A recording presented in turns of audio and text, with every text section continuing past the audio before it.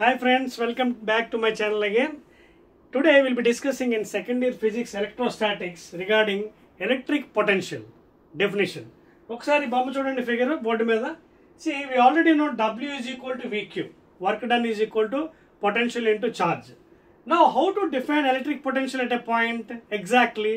Suppose ఇక్కడ 2 points A, B ఉన్నాయి. ఇక్కడ కూడా A, B ఉన్నాయి. Now A దగ్గర potential suppose it is VA, B దగ్గర potential VB అనుకుందాం. Now how to define the electric potential at a point or potential difference between 2 points? Now generally it is defined as work done by the external agent. For example, మీరు B నుంచి A కి వెళ్తున్నారా లేదా A నుంచి B కి వెళ్తారా చూసుకోండి. Suppose if you are moving the charge from B to A, for example if you are moving the charge B to A, then how to define work done by the external agent from B to A divided by the charge is equal to final potential minus initial potential. So because you are moving from B to A, therefore final potential evaru idi final potential VA minus VB. Therefore work done is given by VQ or delta VQ. Okay na? Now you put second figure chudandi. Now we are moving from A to B. Charge Q is moving from A to B.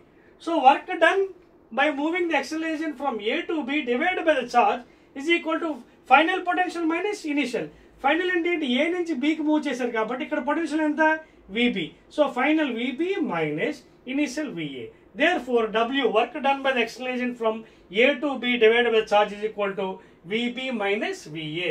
ఎందుకంటే A నుంచి B కి move చేస్తున్నారు. So this will be final, this will be initial. So VB minus VA. ఇక్కడ ఏంటి B నుంచి A కి move చేస్తున్నారు potential ని చార్జ్ ని. Therefore work done in moving the acceleration from B to A is given by VA minus VB. So ఇది చాలా important definition అండి. ఇంటర్మీడియట్లో మీకు బాగా పనిచేస్తుంది. అలాగే నీట్ అండ్ ఎంసెట్లో న్యూమరికల్స్ కూడా ఇది బాగా మనకి యూజ్ అవుతుంది.